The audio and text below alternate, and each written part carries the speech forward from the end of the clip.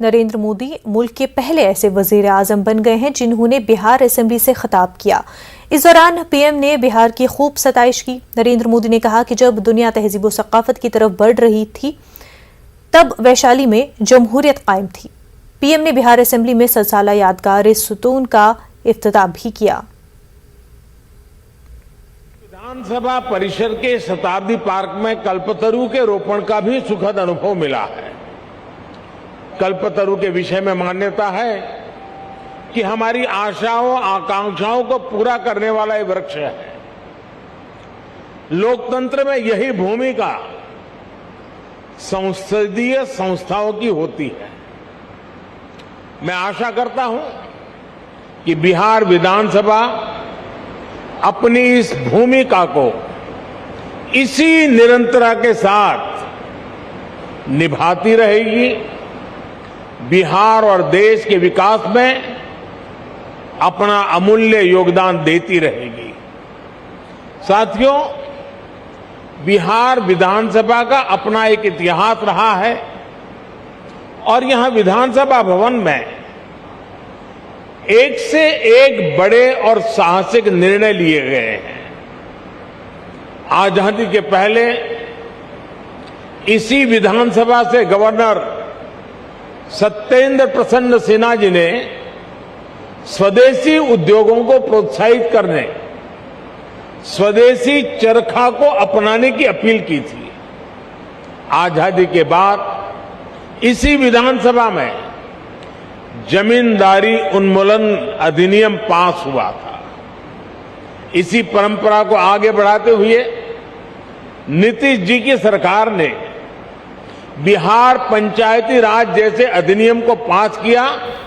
इस अधिनियम के जरिए बिहार पहला ऐसा राज्य बना जिसने पंचायती राज में महिलाओं को 50% आरक्षण दिया। लोकतंत्र से लेकर समाज जीवन तक समान भागीदारी और समान अधिकार के लिए कैसे काम किया जा सकता है, ये विधानसभा इसका उदाहरण है। आज जब मैं आपसे इस परिसर में विधानसभा भवन के बारे में बात कर रहा हूं तो ये भी सोच रहा हूं कि बीते 100 वर्ष में ये भवन, ये परिसर कितने ही महान व्यक्तित्वों की आवाज का साक्षी रहा है। मैं नाम अगर लेने जाऊंगा तो शायद समय कम पड़ जाएगा, लेकिन इस इमारत ने इतिहास के रचयिताओं को भी देखा है और खुद भी इतिहास का निर्माण किया है। कहते हैं वाणी की ऊर्जा कभी भी समाप्त नहीं होती। इस ऐतिहासिक भवन में कही गई बातें, बिहार के उत्थान से जुड़े संकल्प एक ऊर्जा बनकर आज भी उपस्थिति है। आज भी वो वाणी, वो शब्द गूंज रहे हैं। साथियों, बिहार विधानसभा भवन का ये शताब्दी उत्सव एक ऐसे समय में हो रहा है जब देश अपनी आजादी का अमृत महोत्सव मना रहा है। विधानसभा भवन के 100 साल और देश की आजादी के 75 साल, ये केवल समय का संयोग नहीं है, इस संयोग का साझा अतीत भी है और सार्थक संदेश भी है। वज़ीर आला नीतीश कुमार ने प्रोग्राम में शामिल होने के लिए वज़ीर आज़म नरेंद्र मोदी का शुक्रिया अदा किया। नीतीश कुमार ने कहा कि यह पहला मौका है जब कोई वज़ीर आज़म बिहार असेंबली पहुंचे हैं। उन्होंने कहा कि बिहार के लिए यह फख्र की बात है। प्रधानमंत्री से कहा जाएगा अब आप आ गए हैं तो बड़ी खुशी हुई। 100 साल पूरा होने के उपलक्ष्य में जो इतना कार्यक्रम हो गया और आज आप सब कुछ जो बताएंगे और सबको जो बताएंगे, सलाह देंगे, तो बहुत सारी खुशी की बात होगी। इसलिए आज के इस अवसर पर हम सब लोगों को बहुत प्रसन्नता है, आपका स्वागत करते हैं, आपका अभिनंदन करते हैं और आप यहां पर आ गए, हम लोगों को बहुत खुशी है। बिहार असेंबली सदसाला इख्तितामी तकरीब में पीएम मोदी के शामिल होने और बिहार की तारीफ को लेकर मरकजी वजीर गिरिराज सिंह काफी खुश नजर आए। गिरिराज सिंह ने पीएम मोदी के बिहार दौरे को काफी अहम बताया। सर, प्रधानमंत्री ने कई सारी महत्वपूर्ण बातें की, लेकिन बिहार के गौरवशाली इतिहास को जिस तरीके से याद किया और बिहार की भूमिका के बारे में कहा और ये भी आशा जताई कि बिहार तेज गति से बढ़ने वाला राज्य है और जब तक बिहार नहीं बढ़ेगा तब तक देश आगे नहीं बढ़ेगा। प्रधानमंत्री ने लोकतंत्र की जननी को देश और दुनिया के सबसे लोकतांत्रिक मजबूत लोकतंत्र का जड़ बताने का काम किया और कहा कि ये आज आने वाले दिनों में बिहार इस लोकतंत्र का प्रतीक ही नहीं बल्कि गौरवशाली बिहार को बनाने में आगे जाए। और बिहार को लेकर कहा कि बिहार में सामर्थ्य है, ऊर्जा है, बिहार भी बढ़ेगा तेजी से। तो आपको क्या लगता है कि एक बड़ा इशारा बिहार को लेकर किया उन्होंने? देखिए, बिहार की ऊर्जा को उन्होंने एक तरह से याद दिलाया कि बिहार वो धरती है जो ऐतिहासिक क्षण जमींदारी उन्मूलन को याद दिलाया कि डॉक्टर श्री कृष्ण सिंह ने की। उन्होंने बिहार के बढ़ते हुए विकास को याद दिलाया और बिहार के लोकतंत्र को याद दिलाया और कहा बिहार के विकास के बगैर भारत का विकास संभव नहीं, बिहार बढ़ेगा तो भारत स्वतः बढ़ेगा।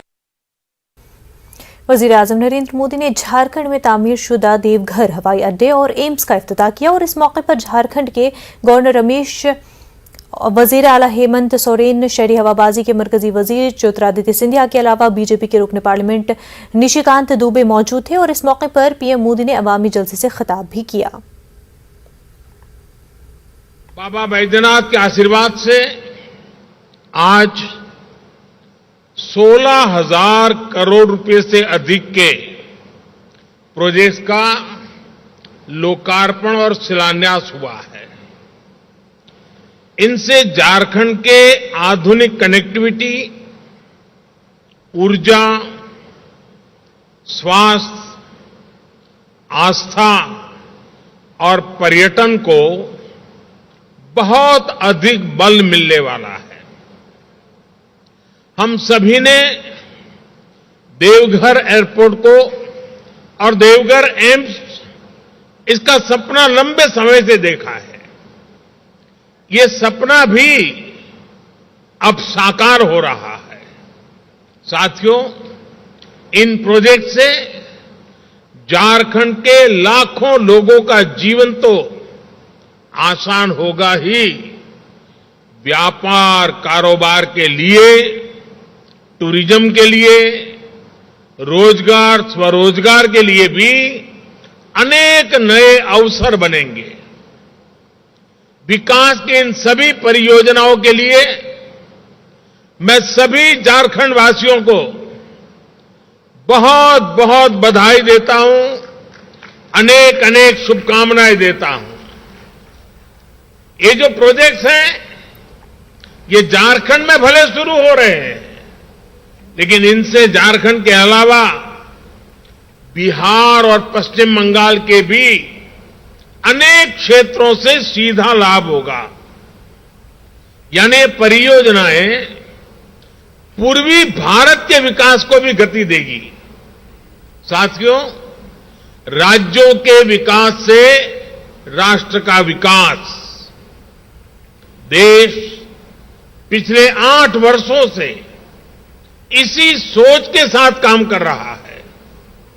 पिछले 8 वर्षों में हाईवेज, रेलवेज, एयरवेज, वाटरवेज, हर प्रकार से झारखंड को कनेक्ट करने के प्रयास में भी यही सोच, यही भावना सर्वोपरि है।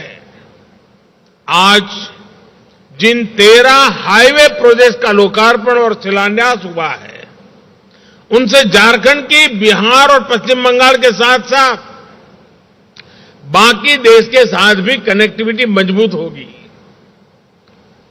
मिर्जा चौकी से फरक्का के बीच जो 4 लेन हाईवे बन रहा है, उससे पूरा संथाल परगना को आधुनिक सुविधा मिलने वाली है। रांची जमशेदपुर हाईवे से अब राजधानी और इंडस्ट्रियल सिटी के बीच यात्रा का समय और ट्रांसपोर्ट के खर्च दोनों में बहुत कमी आएगी। पलामा गुंडला सेक्शन से छत्तीसगढ़ तक वहां पहुंच बेहतर होगी। पारादीप पोर्ट और हल्दिया से पेट्रोलियम पदार्थों को झारखंड लाना भी और आसान हो जाएगा, सस्ता हो जाएगा। रेल नेटवर्क में भी जो आज विस्तार